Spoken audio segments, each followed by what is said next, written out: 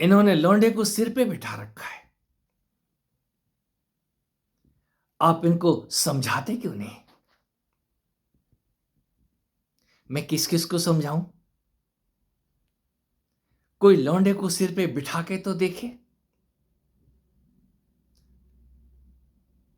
कितनों की समझ में आता है ये वाक्य है? कोई सिर पे बिठा के तो देखे। यहां सिर पे बिठाने की जो कीमिया है ये अतिशय गूढ़तम है। शैव साधना, शिव साधना। लौंडे को सिर पे बिठा के घूम रहे हैं, ये गाली लगती है। लेकिन समझ आए तब ना। हम अपने ही घर में सुनते थे, इसकी शादी कर दो, इससे पहले कि इसके सिर के ऊपर सींग निकल आए, इसकी शादी कर दो।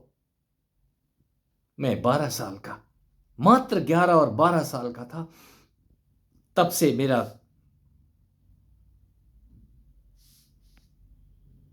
क्या कहूं, वो बूढ़ा या बूढ़ी दादा दादी,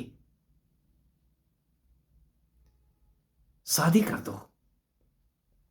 बचपन में शादियां हो जाती थी और हमारी भी वो बचपन में ही शादी कर देने की बात दिन रात सुनता था मैं।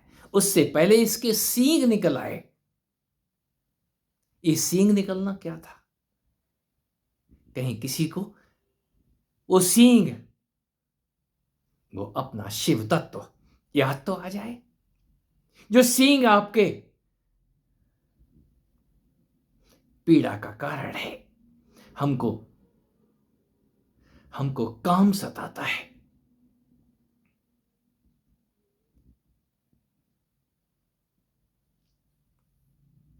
हम भागते हैं, अपने से दूर भागते हैं उस 4 अंगुल की रस्सी से। ये 4 अंगुल की रस्सी भगवान कृष्ण मां यशोदा के हाथ में, वो रस्सी से बंधने जा रहे हैं। करधनी, ये इशारे हैं। बचपन में बार बार मां करधनी बांधती थी हमारे और आपके भी। ये साधनाएं, योग साधनाएं पुरुष प्रधान है मित्रों। जो ये कहते हैं हमारी कुछ समझ में नहीं आता है, हमसे तो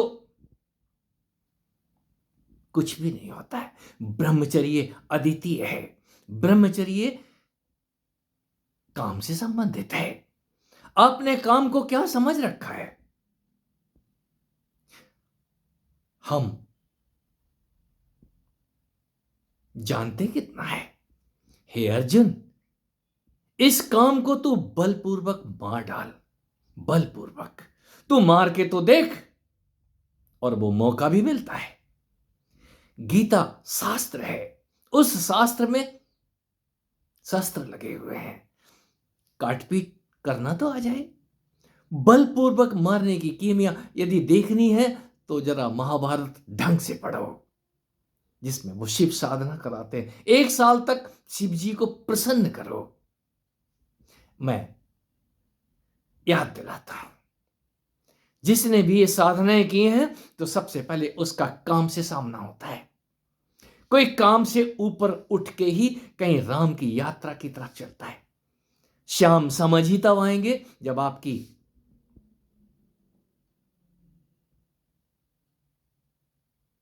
सिर के ऊपर वो सींग निकल आएगा।